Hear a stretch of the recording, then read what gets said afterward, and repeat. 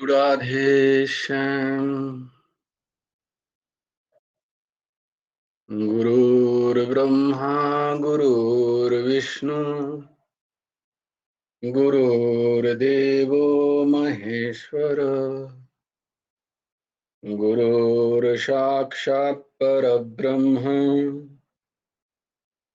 तस्मै श्री गुरवे नमः। कृष्णाय वासुदेवाय हरये परमात्मने प्रणतक्लेशनाशाय गोविन्दाय नमो नमः। कृष्णाय वासुदेवाय देवकीनन्दनाय च नन्दगोपकुमाराय गोविन्दाय नमो नमः। वसुदेवं सुतं देवं कंसचाणूरमर्दनम् देवकी परमानन्दं कृष्णं वन्दे जगद्गुरुम्। ॐ सच्चिदानन्दरूपाय कृष्णाय क्लिष्टकर्मणे नमो वेदान्तविद्याय गुरवे बुद्धिसाक्षिणे श्रीकृष्णचैतन्यं भगवन्तं कृपार्णवम् प्रेम भक्ति वितारणाथं गौरीशवततारयः।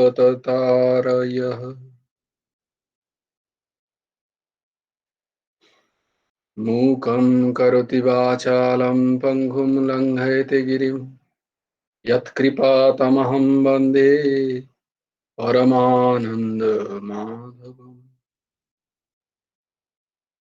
नमो नलिननेत्राय वेणुवाद्यविनोदिने राधाधरसुधापान शालिने वनमालिने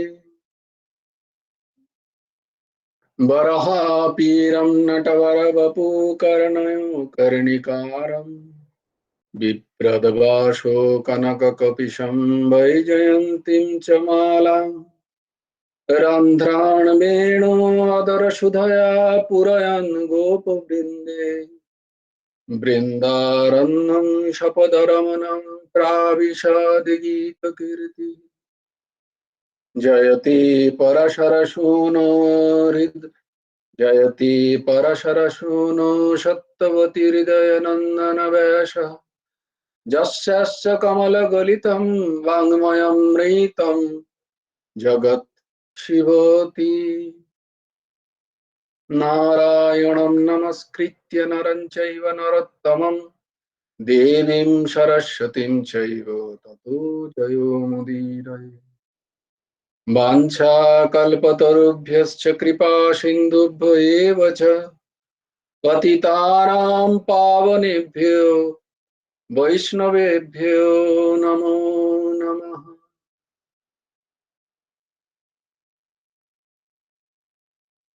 जय गुरु, जय गुरु राधेश।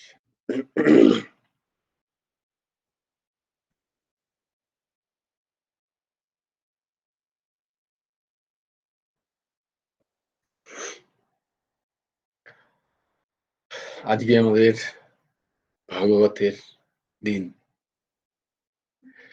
তো তোমরা তো কেউ বলনি, খানিকক্ষণ আগে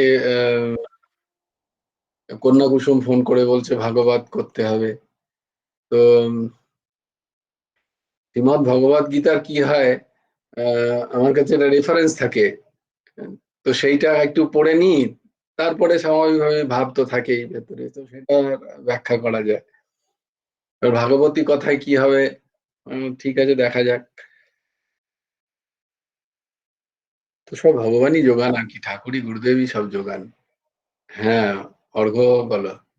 হ্যাঁ, জয়গুরু আশ্রম এখন তো বসন্ত উৎসব শুরু হয়ে গেছে।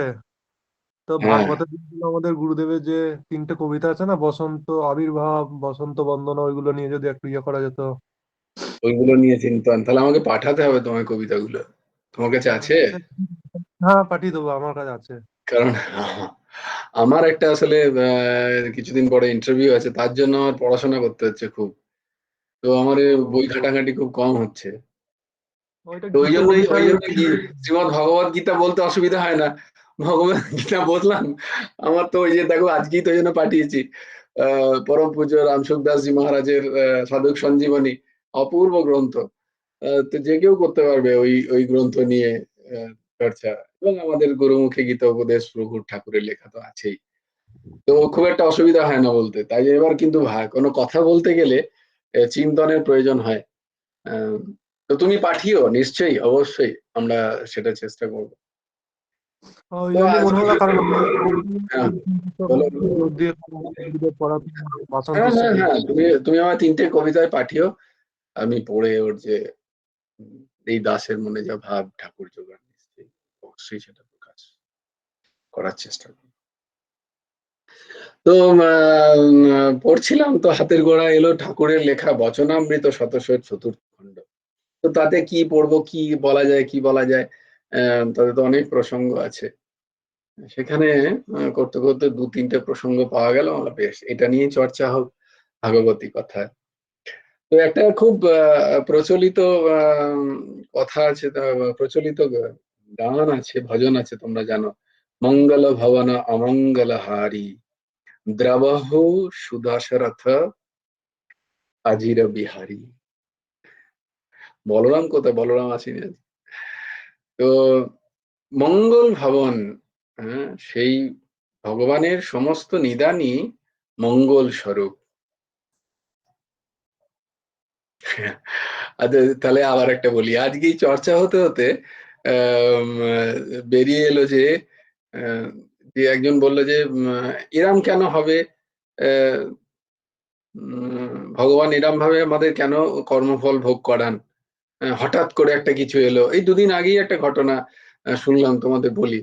মানে এরকম ঘটনা আমরা প্রায় শুনি। যত তোমার বিবেক জাগ্রত হবে আর যত মন শুদ্ধ হবে, এই ঘটনাগুলো তোমাকে আরো বেশি আধ্যাত্মিক পথে বা তোমাকে আরো বেশি নাড়া দেবে। যেমন ২ দিন আগে একটা ঘটনা একজন শোনালো, সেটা শোনাই তোমায়। সেটা হচ্ছে তার এক বন্ধু, তার ২ বছর আগেই বিবাহ হয়েছে। তো উম বিবাহ হয়েছে হঠাৎ করে ১০ দিন না ১৫ দিন আগে, যেদিন ধরা পড়েছে তার রোগ, তার ঠিক ১০-১৫ দিন আগে তার কিছুই নেই, কোনো সমস্যা নেই। হঠাৎ একটু বমি বমি ভাব পাচ্ছে আর বোধহয় জ্বর জ্বর হচ্ছে বলে ডাক্তারবাবুর কাছে গেছেন। তো টেস্ট করিয়ে দেখা যায় যে তার ২টো কিডনি ফেল। Young chap. তো এই যে ঘটনা দেখো, কত ২ দিন আগেই কিরম একটা ঘটনা ছিল, তার জীবন কেমন ছিল, হঠাৎ করে জীবনের আমূল পরিবর্তন, তাই না? তো আমাদের যে কখন কোন ভাবে কর্মফল, ওই যে কখন ফলনমুখ হবে, আমরা কেউ জানি না, তাই না? হুম। তো আর ভগবানের লীলায় ভগবান কি করবেন সেটা ভগবানই জানেন। এরম এরম ঘটনা ঘটলে উম, আমরা তখন আমাদের মাথা ঠিক থাকে না। তো কিন্তু যাদের এরকম হয়, তাদের তো অ্যাটলিস্ট একটা সুন্দর কথা বলছিলেন সেদিন এক মহাত্মা, যে একজন ওরকমই তাকে জিজ্ঞেস করলেন, আমার তো এই হয়েছে 4th স্টেজ ক্যান্সার বা যারও কিছু একটা হয়েছে, ডাক্তার আর বেশি সময় দেননি, খুব বেশি সময় নেই। আহ, তো আহ, বলছে তোমার কাছে তো সময় নেই, এটা তুমি জানো, জেনে গেছো যে কিছুটা সময় আছে তোমার কাছে। কত বলেছে ডাক্তারবাবু? বলছে না, খুব বেশি হলে আর ৩-৪ মাস বলছেন, এমন ভাবে ইনফেকশন হচ্ছে। তো বলছে তোমার কাছে ৩-৪ মাস আছে। The outlook, what I want to say you, আমি যেটা তোমাদের বলতে চাই, যে আমরা যারা সৎসঙ্গ করছি তাদের তাদের কিছুই না, তারা একই এই জগতের মধ্যেই থাকে, এই সমস্ত কিছু তারা ফেস করে, কিন্তু তাদের ঘটনার ক্ষেত্রে তাদের আউটলুকটা, তাদের ব্যবহারটা সম্পূর্ণ পরিবর্তন হয়ে যায়। তো তিনি কি সুন্দর বলছেন, বলছে তুমি তো জানো যে তোমার কাছে ৩-৪ মাস আছে, তোমার পাশাপাশি যারা জানে না তাদের সেকেন্ড আছে তারা কেউ জানে না। যে যে আজকে ভাবছে এইমাত্র আমি খুব সুন্দর খুব ভালো, আমার কিছু হবে না বা আমাদের কিছু হবে না, তার মুহূর্তের মধ্যে হার্ট ফেলিওর হচ্ছে কি হচ্ছে না দেখতে পাচ্ছি। হঠাৎ করে বাড়িতে যাচ্ছে, উইদাউট এনি কজ অ্যাক্সিডেন্ট হচ্ছে, শেষ, ফিনিশ। প্লেনে চাপছে, ক্র্যাশ হয়ে যাচ্ছে, ফিনিশ। তো দেন নেভার নো। দুদিন আগে দেখো ওয়াশিংটন ডিসিতে যেটা হলো, 67 উইদিন এ সেকেন্ড। তাদের কোনো কেউ ভেবেছিল যখন তারা যখন বোর্ড করছিল? তো এইভাবে যদি আমি ভাবি, আমার বলার হচ্ছে, আমার ভয় দেখানোর উদ্দেশ্য এইটাই যে আমরা যত বাজে ফালতু কাজে সময় নষ্ট করি, সেইটার জন্য, সেইটা থেকে বাঁচার জন্য এই ভয়টা আমার দরকার। যে যার কাছে ডাক্তারবাবু সময় দিচ্ছেন বা সময় আছে, তাকে তো সময়, সে জানে যে সময় আছে তার, যেমন পরীক্ষিত মহারাজের।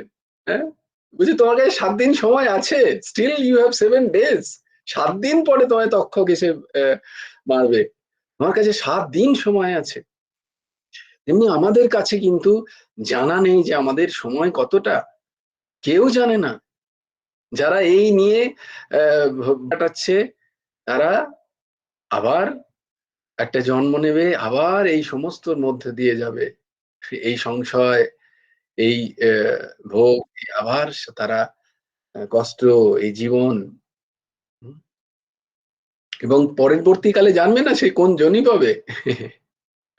তার এখনকার যে ক্রিয়াশীল কর্ম, সে কিভাবে তাকে ভোগ করবে, সে ভোগ করাবেন বিধাতাই জানেন।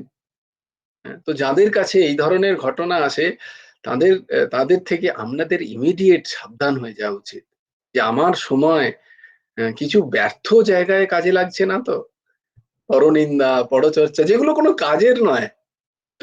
হ্যাঁ, আমার ন্যাচারালি আমার আমার যে পড়াশোনার জন্য, সেটা নিশ্চয়ই আমাকে করতেই হবে, আমার কর্তব্য কর্ম করতেই হবে, কিন্তু তার সাথে সাথেই এই মনুষ্য জীবনটাকে কিভাবে সার্থক করা যায়, সেটার চেষ্টা, সেটার দিকে আমাদের খেয়াল, তীক্ষ্ণ দৃষ্টি রাখতে হবে, তীক্ষ্ণ দৃষ্টি। কারণ আমরা মনে রাখতে হবে, প্রভু বলছেন যে আমরা সবাই হচ্ছে সর্পগ্রস্ত ভেকের মতো। সর্পগ্রস্ত ভেককে দেখেছো কখনো? ভেক মানে হচ্ছে ব্যাং। সাপ ব্যাং খেয়ে খায় কখনো দেখেছো? বর্ষাকালে দেখবে সাপ ব্যাংকে যখন খায় পেছন থেকে ধরে, কারণ সামনে থেকে তো পালিয়ে যাবে, পেছন থেকে ধরে।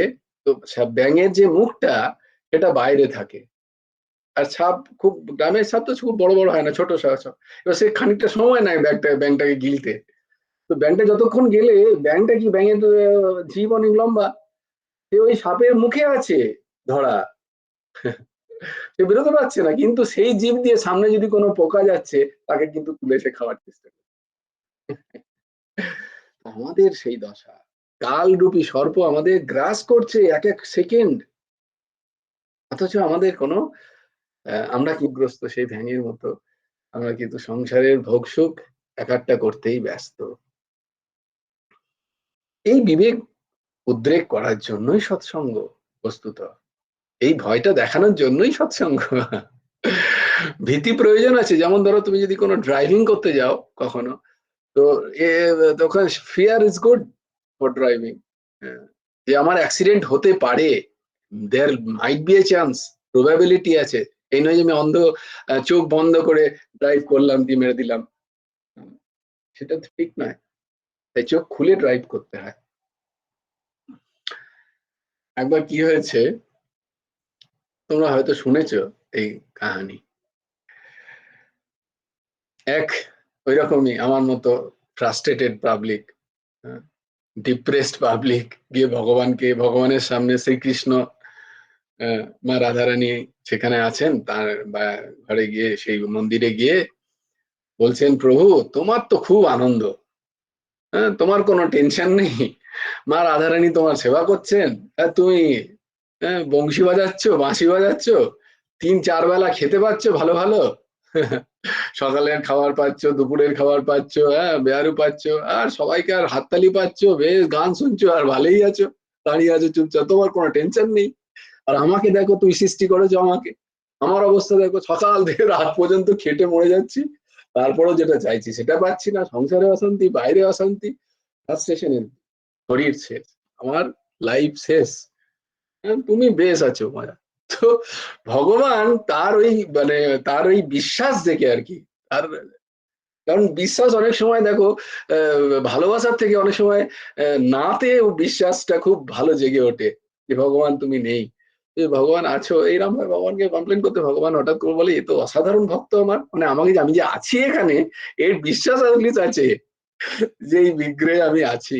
তো ভগবান প্রকট হয়ে গেছে, প্রকট হয়ে বলছেন যে আচ্ছা, বলে হে প্রভু তুমি, বলে কেন তুমি তো আমাকেই ডাকছিলে, বলো এবার বলো, বলে দেখ তুমি তো বলো, তুমিই বলো যে এটা কি ঠিক, তুমি যে জগৎ সৃষ্টি করেছো সেখানে আমি এইভাবে আমরা মার খাচ্ছি, তুমি বিন্দাস মজা করছো দাঁড়িয়ে দাঁড়িয়ে। বলছি ঠিক আছে এক কাজ করো, ভগবান হওয়া যে কত শক্ত ব্যাপার সেটা তুমি আজকে দেখো। বলে কি রাখো, বলে তোমাকে তুমি সব পাবে, তুমি আমার মতো এরকম করে দাঁড়িয়ে থাকো আজকে সারাদিন, যেমন আমি সারাদিন দাঁড়িয়ে আছি না তেমনি তুমি দাঁড়িয়ে থাকো, আমি একটু ঘুরে আসছি বাইরে। হ্যাঁ সেটা আমার কি ব্যাপার, আমি খেতে পাবো তো, বলে হ্যাঁ খেতে পাবে, তোমার কোনো টেনশন নেই, তোমার যা যাবতীয় দরকার তুমি সব পাবে, তুমি খালি আমার মতো দাঁড়িয়ে থাকো, আর যেমন যেমন আমি যেমন দেখছি ঠিক ওইভাবেই দেখতে হবে, কোনো রিয়াক্ট করলে চলবে না। বলে না না আমি কেন রিয়াক্ট করতে যাবো ফালতু, দুনিয়ার আমি কেন মাঝখানে পড়তে যাব, তুমি যেমন তোমার কোনো খেয়ে দেয়ে কাজ নেই, দাঁড়িয়ে আছো সবাইকে দেখছো কে মরছে কে বাঁচছে, তোমার কোনো আসা যাওয়া নেই। ওই ঠিক এরকম করে করতে পারবে তো, বলে হ্যাঁ পারবো। ঠিক আছে, দিয়ে ভগবান তাকে দাঁড় করিয়ে দিয়ে ভগবান মার আলানে বলে চলো প্রিয় একটু ঘুরে আসি, দিয়ে তিনি মন্দির থেকে চলে গেলেন, এক বাঁশি নিয়ে দাঁড়িয়ে গেলেন। বলে ঠিক আছে, সব খেয়ে দিয়ে সুন্দর ভগবানের যে অর্পিত প্রসাদ পেয়ে সুন্দর করে দাঁড়িয়ে গেল।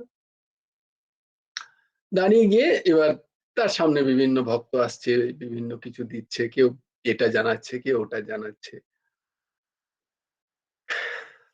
তো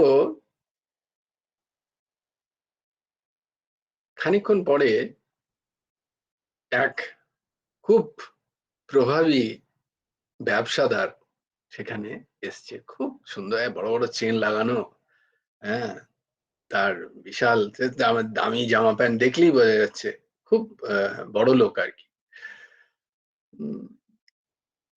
তো সে ভগবানকে প্রণাম করেছে, হে প্রভু, আমি তোমাকে এই 1000 টাকা দিচ্ছি, তার জায়গায় আজকে আমার 10 লাখ টাকার একটা ডিল আছে, সেটাকে ঠিক করিয়ে দিও। 1000 টাকা প্রভুকে ঘুষ দিয়েছে, দিয়ে 10 কোটি টাকার ডিলটাকে ঠিক করিয়ে দিও ঠাকুর। তো ভাবছো আচ্ছা 10,000 টাকায় 10 লাখ 10 কোটি টাকা, চলো 1000 টাকা তো কমসে কম দিয়েছে, যে দাঁড়িয়ে আছে সে ভাবছে। তো যেতে গিয়ে কি করেছে, তার পকেট থেকে যখন পার্সটা বার করে 1000 টাকা দিয়েছে, আর পার্সে প্রচুর টাকা, মানে এত মোটা একটা পার্স আর কি, প্রচুর টাকা, ক্যাশ টাকা। 1000 টাকা দিয়ে এবার রেখে প্রণাম করে আহ, টাকা ব্যাগটা রেখে ওখানেই ভুলে চলে গেছে সে, ব্যবসাদার চলে গেছে। সবাই কিন্তু খুব ফলো করো যেটা আমি বলছি, আর তোমরা যদি শুনে থাকো তাহলে তো কথাই নেই। তো ব্যবসাদার তিনি ওই টাকার পার্সটা ফেলে চলে গেছে। তারপরেই এক ভিখারি এসছে, ভিখারি মানে মানে ভিখারি বলবো না, মানে একজন খুব দুস্থ মানুষ আর কি, জীবনে তার মানে খুব কষ্ট তার, গরিব মানুষ, সেও এসছে সেই মন্দিরে। মন্দিরে এসে উম ভগবানকে প্রণাম জানাই, হে প্রভু, আমার স্ত্রীর খুব শরীর খারাপ, আমি ওষুধ কেনার পয়সা নেই, আহ, ছেলেটার আহ, চটি কেনা নেই, খালি পায়ে স্কুলে যায়, ইউনিফর্মটা ফেটে গেছে, আহ, কি করি প্রভু, কোথাও একটা ঠিক করে কাজ পাচ্ছি না, আমার নিজেরও শরীর ঠিক থাকে না যে আমি সেই পরিশ্রম করব, কি করব, এরকম এরকম জীবন কেন দিলে প্রভু, আমার তো বাঁচতে ইচ্ছা করে না। এরম ভাবে সে খুব ঠাকুরের কাছে কাঁদছে এসে। তখন কি করা যায়, তার মধ্যে একটু চৌর্য বৃত্তিও ছিল, চৌর্য করে না, কিন্তু গিয়ে দেখে যে ওই পার্সটা পড়ে আছে। তো সে কি করেছে, পার্সটা তুলে নিয়ে গিয়ে তুলে দেখছে এত টাকা, ও তাহলে ভগবান আমার আজকে আরজি শুনেছেন, তাই জন্য এত টাকা, নাহলে কোত্থেকে পাবো এত, দেখলাম তো এতদিন আমি মন্দিরে আসছি কোনোদিন পাইনি, মন্দিরে আসি চুরি করতে, তো এইরকম মানে জ্যাকপট তো কখনো পাইনি। তো পার্সটা তুলে কি করেছে, সমস্ত টাকাগুলো নিয়ে পার্সটা সামনে ফেলে দিয়েছে। হ্যাঁ ঠিক আছে, পার্সটা নিয়ে আর কি করবো, ফেলে দিয়েছে, দিয়ে ফেলে টাকাটা নিয়ে চলে গেছে। তা করতেই আরেকজন এসছেন ভগবানের কাছে আর্জি জানাতে। আচ্ছা, ভগবানের সিংহাসনে কিন্তু ওই ওই ভদ্র মানে আমি আর কি, বুঝতে পেরেছো, ত্রিললিত ভঙ্গ হয়ে দাঁড়িয়ে আছি। তো তো বলছে যে হে প্রভু, কালকে আমি জাহাজের কাজ আমার, আমি জাহাজের নাবিক, আমি কালকে আমি ঘর থেকে বেরিয়ে যাচ্ছি, প্রায় 6 মাস ফিরবো না। তুমি আমার আহ পরিবারকে রক্ষা করো ঠাকুর, আমারও যাতে এই 6 মাসটা আরো, জানো তো তোমরা যে মার্চেন্ট নেভিতে যারা যান বহুদিন ধরে জাহাজে থাকে, তারপরে অনেক 3-4 মাস পরে আবার বাড়ি ফেরে। তো আমি এরকম একটা ট্যুর আছে, সেই ট্যুর করে আমি প্রায় 6 মাস লাগবে, তারপরে ফিরবো, সবাইকে তুমি দেখো রক্ষা করো। যে সে 11টা টাকা দিয়ে সে এবার যাচ্ছে, যখন গিয়ে দেখছে একটা পার্স পড়ে আছে, নতুন পার্স। তো সে পার্সটা তুলে ভাবছে যে দেখি যদি কারোর অ্যাড্রেস পাই তাহলে তাকে পৌঁছে দেবো, সৎ মানুষ, পৌঁছে দেবো বলে পার্সটা তুলেছে। পার্সটা তুলে দেখে যে হ্যাঁ ঠিক আছে, এখানে তো কারোর একটা ছবিও আছে। তো করতে যাবে, তার মধ্যে দেখছে যে শেঠ, সেই শেঠ মানে সেই ব্যবসাদার, তিনি কয়েকটা পুলিশ নিয়ে এসে সেখানে হাজির। এই মনে হচ্ছে, তো তিনি পুলিশে খবর দিয়েছেন যে আমার এত টাকার প্লাস প্লাস লাখ টাকার উপরে ছিল সেখানে ক্যাশ। তো কে নিয়েছে কে নিয়েছে করতে করতে পুলিশও খুঁজছে কে নিয়েছে কে নিয়ে, দেখছে যে এর হাতে, বলছে আপনি কি পানোয়ার বলে আপনি কি পার্স খুঁজছেন, বলতে যাবেই তখন পুলিশ বলছে আচ্ছা তুমিই নিয়েছো তুমিই নিয়েছো, বলে দেখুন না এটা আমারই পার্স, ওই টাকাগুলো কোথায়, টাকা তো হয়তো কোথাও ছিল না। টাকা ছিল না মানে, পুরো পার্সে ভর্তি টাকা, প্রায় 1 লাখ টাকা ক্যাশ ছিল এতে। পুলিশকে বলছে এই নিয়েছে আমার টাকা, হাত পার্স এরই হাতে, এই নিয়েছে। পুলিশ বলছে চলুন চলুন, বলছে মানে চলুন মানে কোথায় চলুন, থানা, আপনি অ্যারেস্টেড, 1 লাখ টাকা ক্যাশ, তাড়াতাড়ি বার করে দিন, নাহলে সোজা থানা, থানায় নিয়ে ঢুকিয়ে দেবো, জেল হয়ে যাবে। জেল হয়ে যাবে মানে আমার কালকে জয়েনিং আছে, আমি না গেলে আমার চাকরি চলে যাবে। কি বাজে কথা বলছেন, আমি একজন যথেষ্ট ভালো চাকরি করা একজন মানুষ, আমি কেন চুরি করতে যাব, পার্সটা করতে গেল, পার্সটা তো এইখানেই পড়েছিল সামনে মন্দিরের কি বলে সিঁড়ির পাশে, আমি পার্সটা তুলে তো ভাবছিলাম যে যার পার্স তাকে আমি ফেরত দেবো। বলছে না না এসব ফালতু কথা অন্য কাউকে বলো, চোরেরা অনেক কিছু বলে। বলছে তো চোরেরা না বহু বহু অনেক সময় ফন্দি খাটে, 1 লাখ টাকা ক্যাশ বার করে, 1 লাখ টাকা ক্যাশ তুমি ছেড়ে দিয়ে এরকম যেমন করে হয়, সে তাকে মানে একদম যাচ্ছে তাই অপমান করছে, আর তাকে গিয়ে জেলে পুঁতে দেবে একদম ভাবনা। সেইখানে আমি দেখছি আরে এ তো ঘোর অন্যায় হচ্ছে, বেচারার চাকরি চলে যাবে, মার্চেন্ট নেভিতে চাকরি করে এত বড় মানুষটা, শুধু চাকরি যাবে না, বদনামও হবে তার, চাকরি যাবে, বদনাম হবে, সবাই ছ্যাঁচা করবে, ছি ছি ছি ছি তুমি এরকম এত লোভী হয়ে গেলে পার্স চুরি করেছো। আর ও সেট অত ভালো ব্যবসাদার, দেখো এসে 1000 টাকা দিয়ে গেছে মন্দিরে, কত ভালো মানুষ, তার পয়সা এরম ভাবে চুরি তো এ করেনি, চুরি তো করেছে সেই চোর, সেই ছেলে সেই লোকটা। আর একে বেকার বেকার পুলিশে ধরছে, তাহলে একটা চোরটাকে ধরানো উচিত পুলিশকে, এরটা ভালো চোরটা খারাপ, আর এই মানুষটাও ভালো, এ বেকার বেকার ফেসে যাচ্ছে এখানে বলে সে আর এবার অনেকক্ষণ ধরে এইসব চলছে, তার মাঝখানে বিভিন্ন কেউ বলছে না কি করি, আমাকে তো ভগবান বলেছে শুধু দ্রষ্টা হতে, কিছু বলবে না কিন্তু ইনভলভ হয় না, কিন্তু এখানে ইনভলভ না হলেই বা কি করা যায়, এ তো সাক্ষাৎ অন্যায় চলছে, এ তো জেলে পুরে দিলেও চাকরি চলে যাবে। করতে করতে আর আমি থাকতে পারলাম না, মানে সে থাকতে পারলো না আর কি, সে বাঁশি টাসি ফেলে দিয়ে বলে আরে শুনে বলে এই ভগবান জেগে উঠেছেন, বলছে না না ভগবান জেগে ওঠেননি, আমিও ভগবান কিছু নাই, আপনাদের ঘটনা বলি শুনুন। বলি সবাই বলে কি বেলা ওই ব্যাপার, বলে এই ঘটনা ঘটেছে। আছে তাই নাকি, এই খোঁজ খোঁজ খোঁজ, আচ্ছা এরকম দেখতে পুলিশরা তো চেনেই যে চোরি সে চোরকে, বলে এরম দেখতে, বলে হ্যাঁ হ্যাঁ এরমই দেখতে, এই ধরেন ধরেন ধরেন, 8 ঘন্টা পরে সে চোরকে ধরে এনে, চোর তো যথারীতি স্বীকার করলো, সে 1 লাখ টাকা দিয়ে দিল, একেও সবাই ক্ষমা চাইলো, না না সরি বলে, হ্যাঁ আরে আমি কালকে আমার অফিস আমার চাকরি চলে যাবে, আমার কালকে জয়েন করতে হবে, ভোরবেলা বেরোতে হবে, থ্যাংক ইউ সো মাচ বলে, মানে আমাকে থ্যাংক ইউ জানাচ্ছে আর কি, যে যে নাবিক তিনি। আর সেটও বলছেন আপনার অশেষ দয়া, হ্যাঁ, খুবই দয়া যে আপনি এসে এইসব বলে দিলেন, আমিও টাকাটা ফেরত পেলাম। আর চোর তো খুব গালাগাল দিচ্ছে আমাকে, যে কোনো রকমে ভাবলাম যে আজকে একটু ভালো খেতে পাবো, এন্টার তুমি তো এসে তোমায় কে বলেছে এসব করতে? আমাকে, আমি ভাবলাম ভগবান আমায় দিয়েছে। তুমি ভুল করছিলে, আমি বললাম একটু বকে দিলাম, এই তুমি তো ভুল করছিলে, তুমি কারোর টাকা তুমি নিয়ে নাই কেউ। এই করতে গিয়ে সব ঝামেলা মিটে গেল, পুলিশও চলে গেল। আমি দাঁড়িয়ে আছি। মানে সে দাঁড়িয়ে আছে মন্দিরে। ততক্ষণ ভগবান আর মা রাধারানী ফিরে এসছে। ফিরে এসে বলছে, "এই তুমি এখানে দাঁড়িয়ে ওখানে কে দাঁড়িয়ে? ওখানে কেউ নেই। এই ঘটনা ঘটেছে। তুমি কি করলে? এই ঘটনা ঘটেছে।" তো বলি, "তুমি কি করলে?" "না আমি তো সব বলে দিয়েছি।" "এই তুমি বলে দিয়েছো? আমি তোমাকে বারণ করেছিলাম যে আমি যেমন দাঁড়িয়ে থাকি চুপচাপ ঠিক সেরকম দাঁড়িয়ে থাকতে হবে তোমায়। তুমি এরকম কেন করেছো?" বলে, "ভগবান এইসব চলবে না। আমার সামনে এরকম অন্যায় হচ্ছে। একটা মানুষ তার চাকরি চলে যাবে। আর চোর ওই ৳১,০০,০০০ ও কি উল্টোপাল্টা খাবে। তারপর এই শেঠ ব্যবসাদার কত ভালো মানুষ। সে মন্দিরে কত পয়সা দেয়। আমার সামনেও কত টাকা দান পেটিতে ফেললো।" বলে, "হায় রে ভগবান!" বসে গেলেন মাথা চাপড়ে। হায় রে ভগবান! এই জন্যই বলেছিলাম তোমাকে যে ভগবান হওয়া অত সোজা নয়। বলল, "কেন?" বলে, "তোমায় বলি শোনো। এই জন্যই বলতে হয় যে ভগবানের লীলায় প্রশ্ন করতে নেই।" বলে, "কেন?"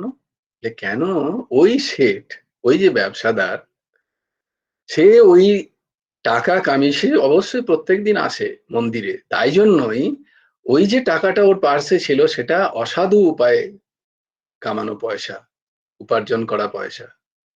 তো আমি চাইছিলাম ওই পয়সাটা ওর যাতে না থাকুক। যেহেতু প্রত্যেকদিন আসে, আমার দর্শন করে, প্রসাদ পায়, তাই জন্য এইটুকু কৃপা ওর প্রতি করছিলাম। কোনো সাজা না দিয়ে চাইছিলাম যে ওর এই অর্থটা এমনি ভাবে ব্যয় হয়ে যাক। আমি তো ওর শরীর খারাপ করেও ব্যয় করতে পারতাম, তা নয়। আমি বললাম ঠিক আছে টাকাটা চলে যাক, কোনো অসুবিধা নেই। তো বেশ, সে তো নয় হলো, কিন্তু ওই যে চুরি করে নিয়ে যাচ্ছে, আরে চুরি করে নিয়ে যাচ্ছিল না, বেচারার ঘরে সত্যিই সমস্যা খুব। ওর বহুদিন ধরে ওর স্ত্রীর খেতে পাচ্ছে না। হ্যাঁ, আর যে ওই যে অনৈতিক কারণে উপার্জিত পয়সা ওর যদি কাজে লেগে যেত তাহলে ওর ভালো হতো একটুখানি। ওর ভালো হওয়ারই ছিল।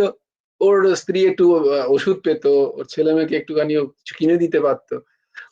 হ্যাঁ, আর তাহলে এর এর কি হতো? এ একটা ভালো মানুষ, নাবিক, হ্যাঁ, এর তো চাকরি চলে যেত। তুমি কি বলছো ভগবান? ভগবানকে প্রশ্ন করছে। বলছে, তুমি ওটাও জানো না, কারণ তুমি তো দেখতে পাচ্ছ না যে ওর কি হবে। ওই নাবিকের সাক্ষাৎ মৃত্যু আছে। ঠিক ২ মাস পরে একটা সমুদ্রের মধ্যে দিয়ে ওর যখন জাহাজ যাবে, তখন বিশাল একটা ঝঞ্ঝাবাত আসবে। সেই ঝঞ্ঝাবাতে ওর জাহাজটি ডুবে যাবে। ওর মৃত্যু ছিল। সেই মৃত্যু আটকানো যেত একভাবেই, যদি ওর চাকরিটা যেত। এখন তো আর আটকানো যাবে না। ওর যদিও ধরা পড়তো, ওর এফআইআর হতো, কোর্টে উঠতো, ওর চাকরি চলে যেত, ওর জীবনটা বেঁচে যেত। গোটা ফ্যামিলিটা বেঁচে যেত। এখন তো ওকে কে বাঁচাবে?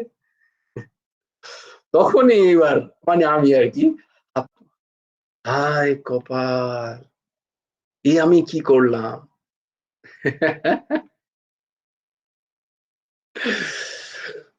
বলার উদ্দেশ্য, এই এই গল্প থেকে বলার উদ্দেশ্য যে আমাদের দৃষ্টিতে যা পারমার্থিক দৃষ্টিতে কিন্তু তা সবসময় সেটা নয়। কারণ আমরা দেখতে পাই না। আমরা ত্রিকালদর্শী নই। কে কিভাবে কর্মফল কোন ভাবে ভুগছে তার জ্ঞান আমাদের নেই। তাই জন্য কোনো বিষয় যখন আসবে তোমাদের কাছে, সেটার জন্য যতটা তোমার করা দরকার নিশ্চয়ই করবে। কিন্তু ভগবানের বিধানে, বিধাতার বিধানে জানবে কোনো দিন কোথাও চুক নেই। তিনি যা করেন সবার মঙ্গলের জন্য, তার মঙ্গলের জন্য করেন। এইটাই বলতে গেলাম যে মঙ্গল ভবন অমঙ্গলহারি। তার মঙ্গল হবে। যার যেটা হচ্ছে জানবে। কেউ হয়তো এইভাবে হঠাৎ করে এলো ভগবান, তাহলে ভগবান একটা ছোট বাচ্চা, ক্যান্সার, একটা ছোট বাচ্চা যে ঘরে আছে, তার পিতার মৃত্যু হয়ে গেল। তুমি বলবে ভগবানের কোনো চোখ নেই, ভগবান তার কি খাবে সে? আরে বেকুব ইনসান, ভগবান একটা ছোট ছোট যে ওই যে বলেছিলাম না সেই সমর্থ রামদাস, তিনি শিবাজিকে বলছেন, শিবাজি এই কে চালায় এই তোমার সংসার? বলে আমি চালাই। বলে চলো তোমায় দেখিয়ে আনি। শিবাজিকে নিয়ে একটা পাহাড়ের গুহায় গিয়ে একটা পাথর তুলে দেখছে যে একটা ব্যাঙ, সাথে কিছু ব্যাঙাচি, বলছি এদেরকে তুমি খাওয়াও? তুমি কি আদৌ জানো এরা এখানে আছে পাথরের নিচে? তো একটা ছোট্ট পিঁপড়েরও খাবার ভগবান জোগাড় করেন, একটা হাতির খাবারও ভগবান জোগাড় করেন। প্রত্যেক জীব তার নিজের নিজের ভাগ্য নিয়ে, প্রারব্ধ নিয়ে আসে। তাই জন্য ভগবানকে কখনো, ভগবানের বিধানে কখনো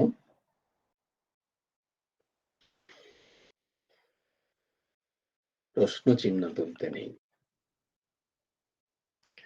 তাই আমাদেরও ক্ষেত্রে যা জানবে, এটা বলার উদ্দেশ্য যে অন্যের নয়, নিজেদের জীবনেও যখন যেটা হচ্ছে জানবে, সেটাতে যদি তোমার বিশেষ কোনো কর্মচেষ্টা না থাকে, ধরো তুমি ছাদ থেকে লাফ মেরে দিয়ে বললে ভগবান আমার পা ভেঙে দিয়েছে, তা বললে হবে না। তোমার কাছে সিঁড়ি আছে, তুমি সিঁড়ি দিয়ে না বললে, না গিয়ে বললে আমি ছাদ দিয়ে লাফ মারবো, ভগবান আমাকে বাঁচাক, তা কি করে হবে? তুমি বলবে যে আমি নাম করছি ভগবান আমাকে রক্ষা করবেন। হ্যাঁ, ওই যে যেমন শ্রীরামকৃষ্ণের যে ঘটনাটা বলি, যে মাহুত তো বলছিল সরে যা সরে যা, মাহুতের মধ্যেও তো ভগবান ছিল, তুই সেটা শুনলি না কেন? এটা ঠিক নয়, এটা ঠিক মন মানি নয়, মানে আমি যেমন মনে করছি সেরকম, সেরকম নয়।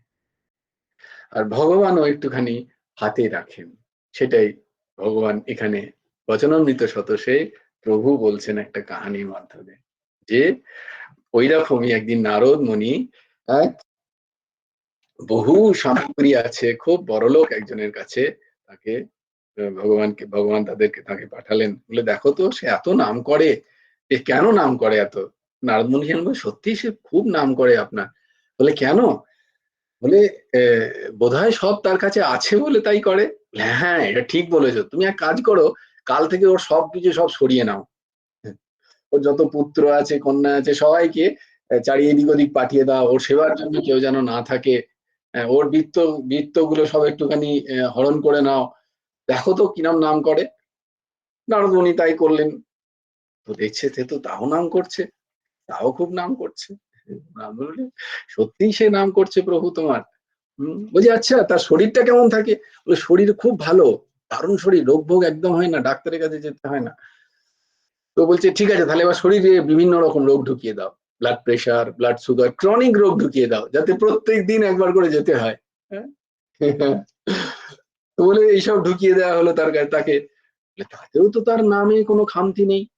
বলে না, তাহলে সত্যি সে খুব ভক্ত। বলে কিন্তু এই সব আবার তাকে ফিরিয়ে দাও, কিন্তু তার তার মধ্যে একটুখানি দুঃখ রেখে দাও, যে দুঃখ তাকে মনে করাবে ভগবান আছেন।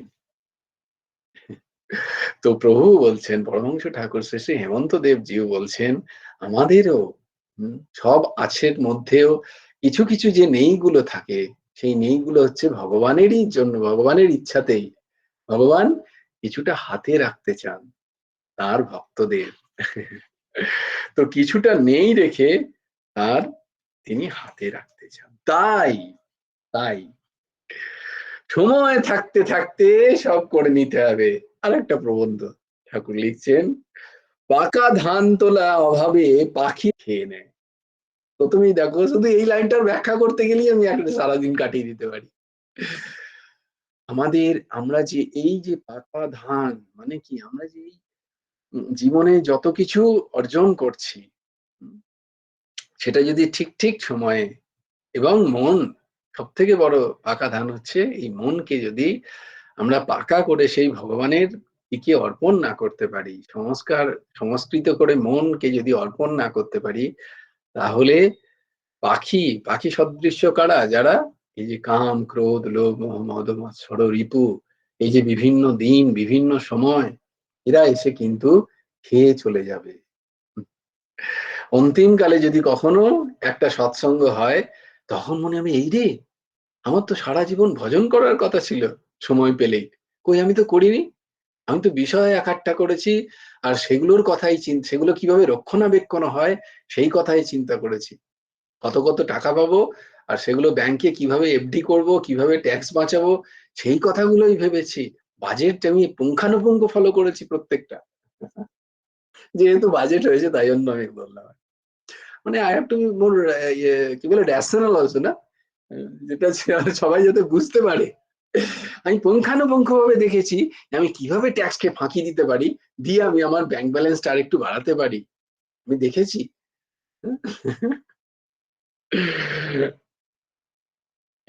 হিন্দিতে একটা কথা আছে, চিড়িয়া চুগ গই ক্ষেত, আব পছতায় ক্যা হোতা হ্যায়। এই আজকে আমাকে এক্ষুনি খানিকক্ষণ আগেই আমার এক বন্ধু ফোন করেছিল। সে বলছিল ক্যা করতে রে তেরে, একটা কিছু জিজ্ঞেস করলো কোন একটা সম্বন্ধে অফিসে একজন, এই ও এটা করছে ও এটা করছে। আমি থাকি ভাইজাকে, বলে আমি এখানে বসে তোদের ওই বসের খবর জানি, তুই কি করিস, ঘুমোস? আমি তো বলি আমি সত্যি আমি জানি না বেসিক্যালি, কারণ হয়তো আমি ঘুমোই, বাকিরা নিশ্চয়ই জানবে, আমি সত্যিই ঘুমোই। তো যখন দেখলাম যে ভগবান আমাকে সাপোর্ট করলেন গীতার ওই শ্লোকটা দিয়ে, কি শ্লোক বলো তো, তোমরা পড়েছো? দ্বিতীয় দ্বিতীয় অধ্যায়ের 69 নাম্বার শ্লোক।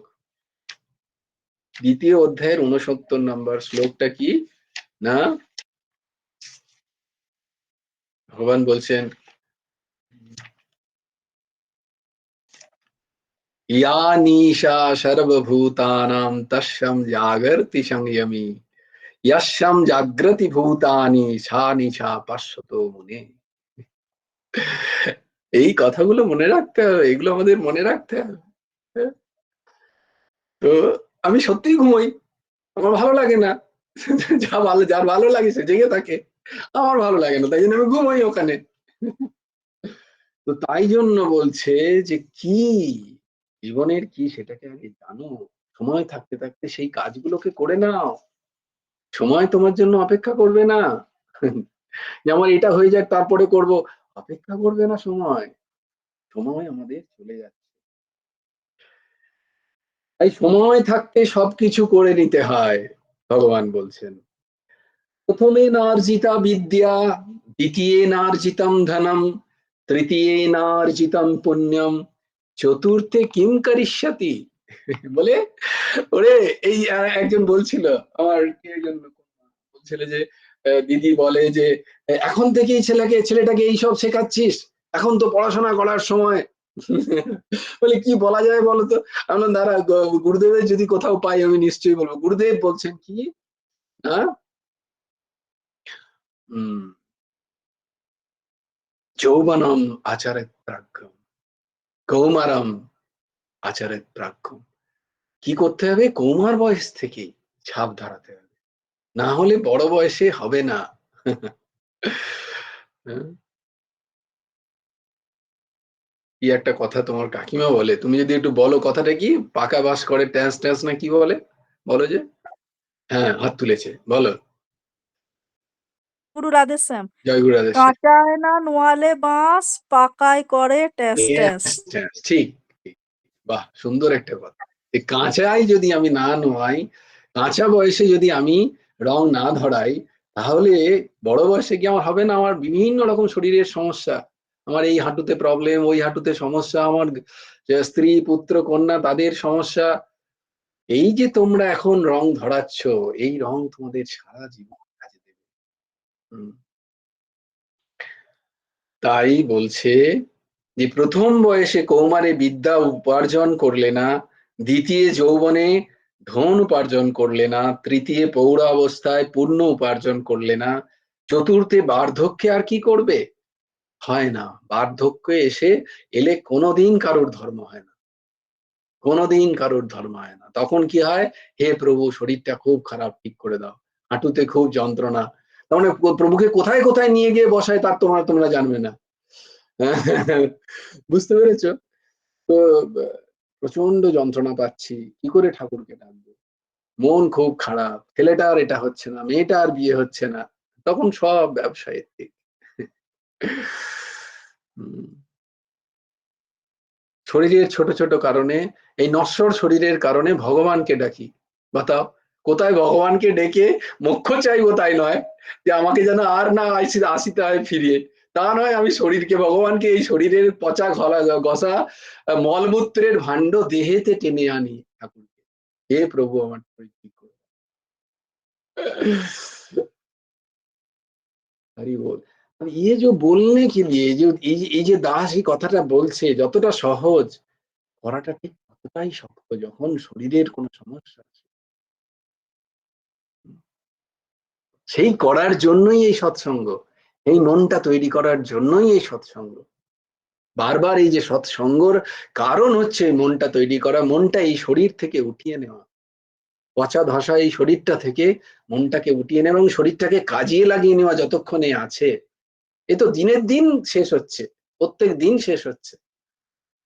যতদিন এই শরীরটাকে আছে, শরীরটা আছে, ততদিনই শরীরটাকে দিয়ে ভগবান, আমি বলছি না, পরমহংস ঠাকুর শ্রী হেমন্ত দেবজিও বলছেন, যতদিন আছে এই শরীরটাকে দিয়ে ভালো কামিয়ে নাও, ভালো কামিয়ে নাও, যত পারো নাম কামিয়ে নাও, বৈরাগ্য কামিয়ে নাও, ভক্তি কামিয়ে নাও। এই শরীরটা দিয়েই কামাতে পারবে। এখানে দুজন হাত তুলেছে। হ্যাঁ, প্রথমে শুক্লাদি, ও তিনজন, শুক্লাদিকে আর কাছে যাই আগে।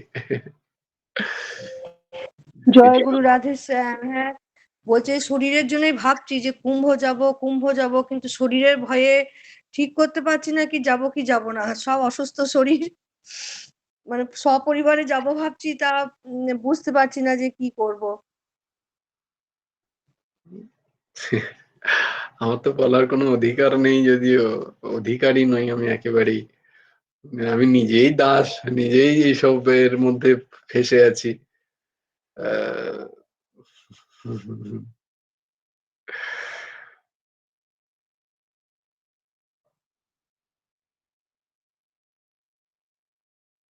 মানে পরিবারের সবাই তো ঠাকুরের নাম জপ করে না, পরিবারের আমরা নয়তো নাম জপে রয়েছি, কিন্তু সবাই তো নেই। তাই জন্য একটু পুণ্য তো কামাতে হবে সবারই জন্য।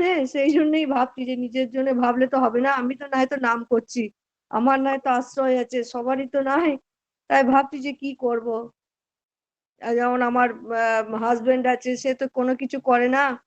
তাই জন্য ভাবছি যে যদি কুম্ভ যায়, যদি একটু পুণ্য অর্জন করতে যায়, কিন্তু বুঝতে পারছি না শারীরিক অসুস্থতা, কি করব। দুটো কথা পেয়েছি, যদিও দুটো কথার সাথে আমি একেবারেই সহমত নই, তবুও দুটো কথা বিবেকের জন্য বলি।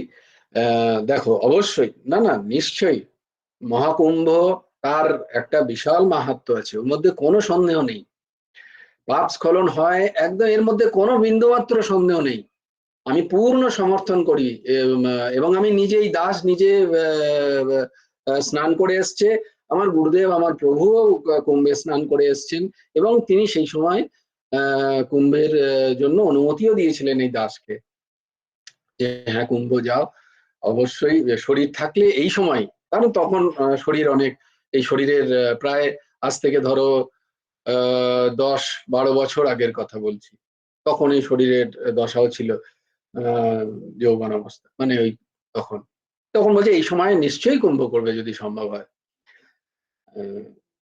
নিশ্চয়ই, অবশ্যই, এর মধ্যে কোনো সন্দেহ নেই, বারবার আমি বলছি। কোথাও আমার সেই অধিকারই নেই যে তাকে ছোট করার বা তাকে কিভাবে দেখানোর। প্রশ্ন আসছে এর পরের কিন্তুতে, এর পরের কিন্তুটাতে আসছে, সেটা হচ্ছে, আমি তোমাদের আগে একদিন আগের সৎসঙ্গতেই বললাম যে গুরুদেব বলছেন যে এই ত্রিসঙ্গম কোথায়। আসলে বলার, আমি বারবার বলছি, আমার অধিকার নেই। আমি সম্পূর্ণ গুরুদেবের শ্রীচরণ আশ্রয় করে এই আমার এই এই দাসের, সম্পূর্ণ এই দাসের ব্যক্তিগত মানসিক স্থিতি ব্যাখ্যা করছি।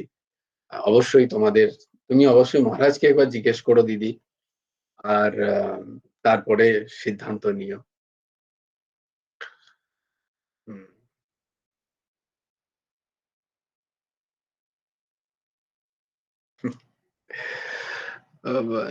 অন ক্যামেরা আসলে বলাটাও খুব মুশকিল, তবুও বলে দিই, বলি বলি বলি বলি হুম। কুম্ভ গিয়ে কুম্ভ গেলে কুম্ভের উপকার কি? সেটা হচ্ছে তুমি যে সমস্ত পাপ করেছো সেইগুলো খনন হবে।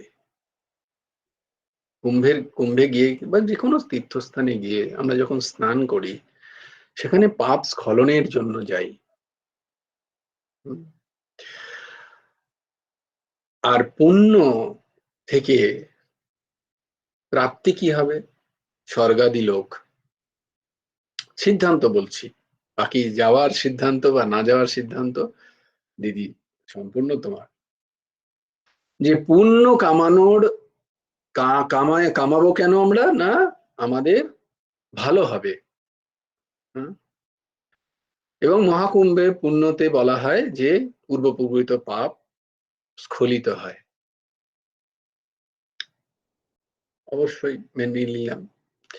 আমি মহাকুম্ভে গেলাম, স্নান করলাম, নিশ্চয়ই অবশ্যই যাওয়া উচিত, প্রত্যেকের যাওয়া উচিত। কিন্তু গিয়ে এসে যদি আমার জীবন পরিবর্তন না হয়, গিয়ে এসে যদি আমার মানসিক পাপবৃত্তি বর্তমান থাকে, এসে যদি ওই একই পাপে আমি যদি লিপ্ত হই, মানসিক বাচিক কায়িক, তাহলে হাজার কুম্ভ স্নানও কিন্তু আমাকে আমার এই কর্মফল থেকে বাঁচাতে পারবে না। এই সিদ্ধান্তটা বোঝা প্রয়োজন। এই সিদ্ধান্তটা আমরা বুঝতে পারছি না। আমি কুম্ভ স্নান তো নিশ্চয়ই করছি, কিন্তু আমার পাপ প্রবৃত্তির পরিবর্তন হচ্ছে কি? সেইটার স্খলন হচ্ছে কি? আমি পুণ্য তো নিশ্চয়ই করতে যাচ্ছি, কিন্তু আমার মানসিক স্থিতির কোনো পরিবর্তন হচ্ছে কি? না, হচ্ছে না। আমি তারপরেও আমি বিভিন্ন পাপ, 1 সেকেন্ডের মধ্যে কোটি কোটি পাপ করছি আমি। কত কুম্ভ আমাকে সেই পাপ থেকে, স্খলন থেকে বাঁচাবে? শুধু কুম্ভ করার জন্য যেতে গিয়ে যত পাপ করছি এবং ফিরে এসে ফেরার সময় যত পাপ করছি, যে কোনো কুম্ভগামী মা বাবাদের জিজ্ঞেস করে নাও, ওদের মানসিক স্থিতি জিজ্ঞেস করে নাও। আমি আমি দিগদর্শন করছি মাত্র, আমার ক্ষমতা নেই বলার। আমি বারবার প্রথমেই বলে দিলাম, যদি শরীর ভালো থাকে নিশ্চয়ই যাবে, সবাই যাওয়া উচিত প্রত্যেকের, যদি শরীর চলে। কিন্তু আমার কুম্ভ গিয়ে যদি আমার মনটা প্রথম থেকেই শরীরেই থাকে, তাহলে পাপের বিন্দুমাত্র স্খলন হবে না। একজন বলছেন, আমি যদিও সমর্থন করি না, কিন্তু তবুও বিবেক উদ্রেককারী কথা বটেই, যে ভীষ্ম পিতামহ সাক্ষাৎ মা গঙ্গার পুত্র, তাহলে তাকে কেন ভুগতে হলো 18 দিন সরসজ্জায়? বলে দেখো, ভগবানকে বলছে আমার জন্ম, আমি 100 জন্ম আমি দেখতে পাচ্ছি। ভীষ্ম পিতামহ দ্বাদশ ভাগবতের মধ্যে একজন, কই চারটিখানি কথা। ভগবানকে যখন ভগবান সামনে দাঁড়িয়ে আছেন, কৃষ্ণকে বলছেন তিনি, দ্বারিকাধীশকে, হে প্রভু, আমি 100 বছর দেখার ক্ষমতা আছে, আমি অষ্টবসুর এক বসু, আমি মা গঙ্গার পুত্র, আমার দিব্য দৃষ্টি আছে, আমি পুরো আমার নিজের 100 বছর আমি দেখতে পাচ্ছি, আমি যে জীব তার, সেখানে সেই 100 বছরে আমার কোনো পাপ নেই, চিন্তা করো। कोई मजाक वाली बात है? 100 বছর তিনি দেখতে পাচ্ছেন পুরনো, তাতে কোনো পাপ দেখতে পাচ্ছেন না, যে পাপ জন্য তাকে এরকম সরসজ্জায় পড়ে থাকতে হলো। ভগবান বলছেন 101 দেখো, আর একটা বছর দেখে নাও পেছনে গিয়ে। বলেন কি আছে ভগবান, তুমি তো সব জানো, তুমি বলো।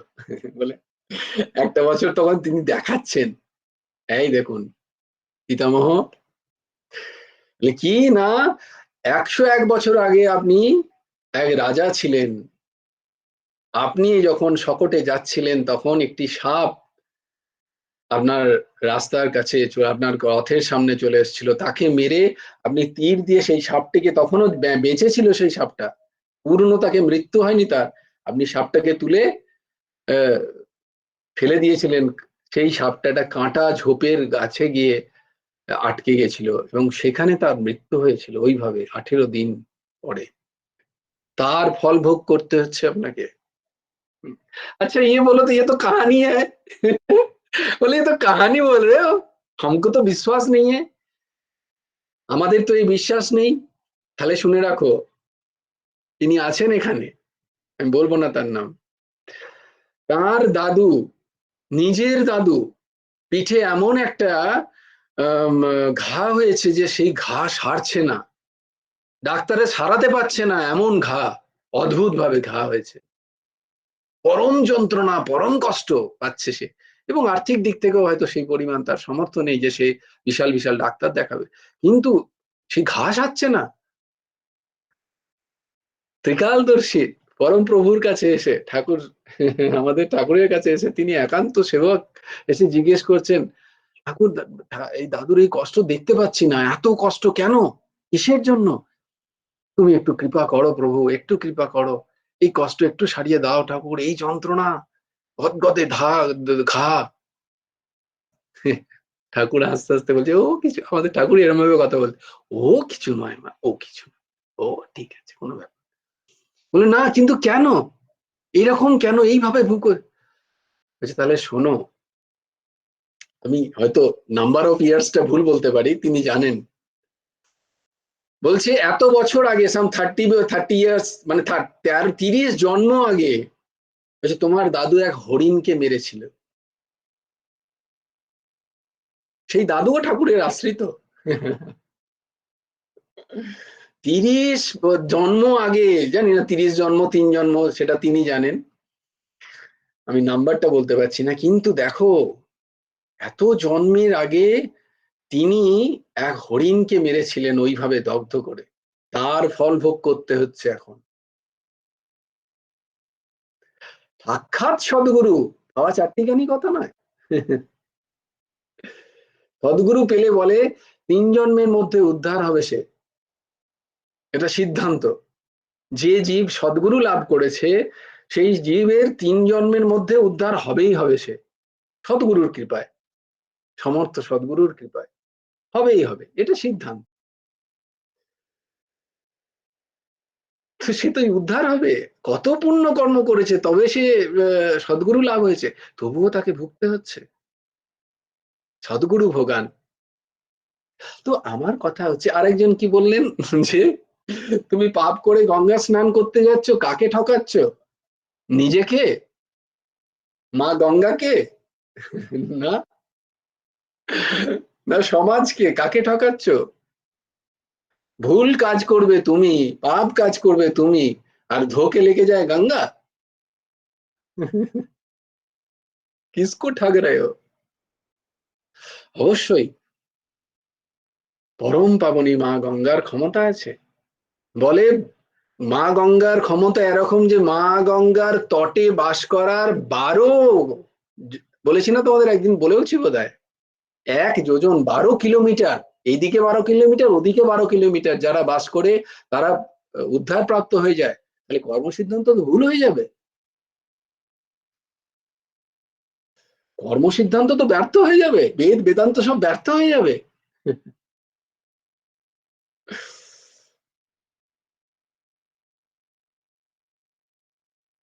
সিদ্ধান্ত কো সমঝো। আমরা এখানে চুপ হয়ে যাচ্ছি বারবার, আমরা এইখানে চুপ হয়ে যাচ্ছি।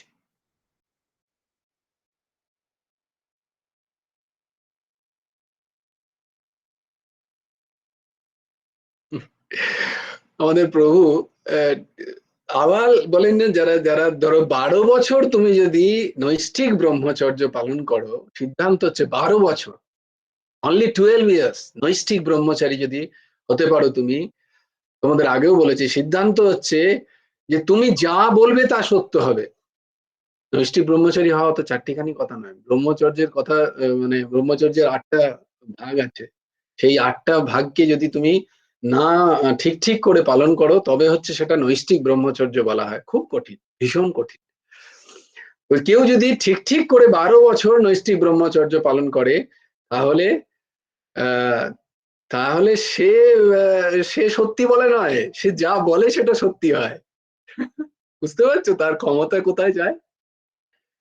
कोई मजाक वाली बात नहीं है। প্রভু 40 বছরের নৈষ্ঠিক ব্রহ্মচর্য, তারপর তো তার সিদ্ধ দেহ।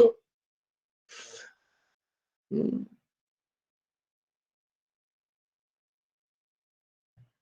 তো তিনি হঠাৎ করে তার আশ্রমে তিনি হঠাৎ করে পড়ে গেলেন, পড়ে গিয়ে কোমর ভেঙে গেল। সবাই বলা, হ্যাঁ প্রভুর কোমর ভেঙে গেল। খুব ভালো, নিশ্চয়ই, অবশ্যই।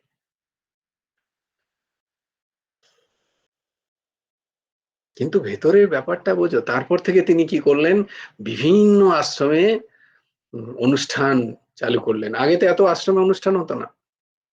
চারিদিকে সবাইকে বলে, এই তোমার এই অনুষ্ঠান, তোমার সে 12 মাসে 13 পার্বণের জায়গায় 12 মাসে 30টা পার্বণ শুরু হলো আশ্রমে।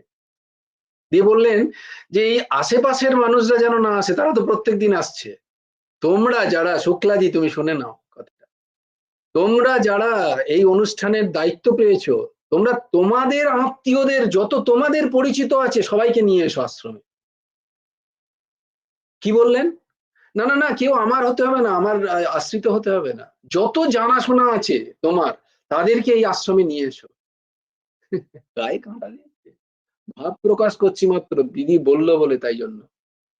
ঠাকুরের উদ্দেশ্য ছিল যে তার আশ্রিত জন, তাদের খালি একবার চোখে দেখবেন, তার দৃষ্টি যাবে খালি, ব্যাস, कल्याण। ये कोई भाव वाली बात मैं नहीं कर रहा हूं। যারা সদ্গুরুর ক্ষমতা জানেন তাদেরকে জিজ্ঞেস করে নিও।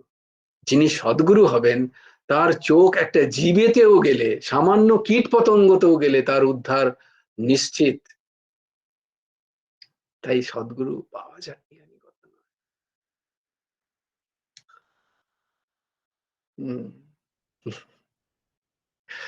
আর সদ্গুরু আশ্রিত কেউ যদি ঠিক ঠিক সদ্গুরুকে ধরে তার জীবন চরিত, সদ্গুরু প্রসন্নতায় যদি তার জীবন চালাতে পারে, তিনিও যদি সংকল্প করে নেন কোন জীব সম্বন্ধে, সদ্গুরু সংকল্প করলে তো কথাই নেই। কিন্তু সদ্গুরু আশ্রিত কোন জীব, যিনি সদ্গুরুকে ভালোবাসেন, তিনি সদ্গুরুর প্রসন্নতায় কাজ করেন, তার জীবন সদ্গুরু, সেইরকম জীব যদি, ও সরি আমি বেশি করে ফেলছি। সংকল্প নেয়। হ্যাঁ হ্যাঁ মা, বল বল মা। ও হো হো, না না মা, না না, বেরো বেরো। হ্যাঁ, ও বাবারে দেখছিস,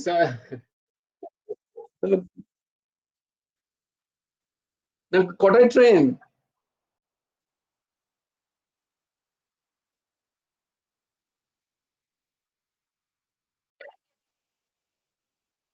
ভেরি ব্যাড, ভেরি ব্যাড। ওরা কেন ছেড়ে চলে গেছে তোকে? Within 5 minutes.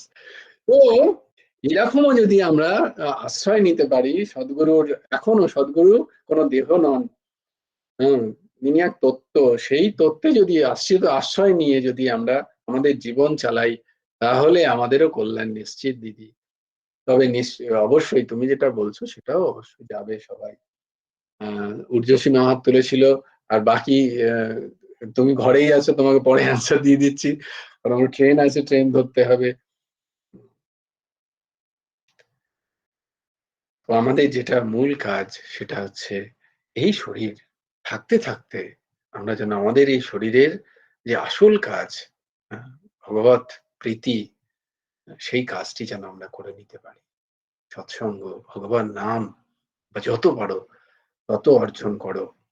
বাকি পুণ্য নিশ্চয়ই করো, অবশ্যই করো, কিন্তু সেটা করে যদি মনের পরিবর্তন না হয়, তাহলে ওই পুণ্য তো সেই হস্তি স্নানের মতো হয়ে যাবে। হাতিকে যদি তুমি স্নান করে এসো, স্নান করিয়ে এসে দেখবে ধুলোর মধ্যে যাবে, আবার সে ধুলো নিয়ে আবার নিজেকে চান করিয়ে দেয়। আমাদের যদি সেই দশা হয়, তাহলে ওগুলো পরিশ্রম সাধ্যই হয়, ওগুলো থেকে যদি খুব বেশি উপকার পাওয়া যায় না। এমনটি এই দাস বলছে না, মহাপুরুষরা বলছে। জয় গুরু রাধেশ্যাম, জয় জয় শ্রী রাধে। अहमेवाशमेवाग्रे नान्यद् यद् सद् सत्परं पश्चादहं यदेतत्यजो वसिष्येतुषोऽस्म्यहम्। ऋतेऽर्थं यत् प्रतीयेत न प्रतीयेत चात्मनि, तद्विद्यादात्मनो मायां यथा भासते। यथा तमः यथा महान्ति भूतानि भूतेषु च वचेष्वनु प्रविष्टान्न प्रविष्टानि तथा तेषु न तेष्वहम् एतावदेव जिज्ञास्यं तत्त्वजिज्ञासुनात्मनः अन्वयव्यतिरेकाभ्यां यत् सर्वत्र सर्वदा वंशी विभूषितकरन्नवनीरदावात् पीताम्बरादरुणबिम्बफलधरोस्तात् पूर्णेन्दु सुन्दरो मुखादरविन्दनेत्रात् कृष्णात् परात्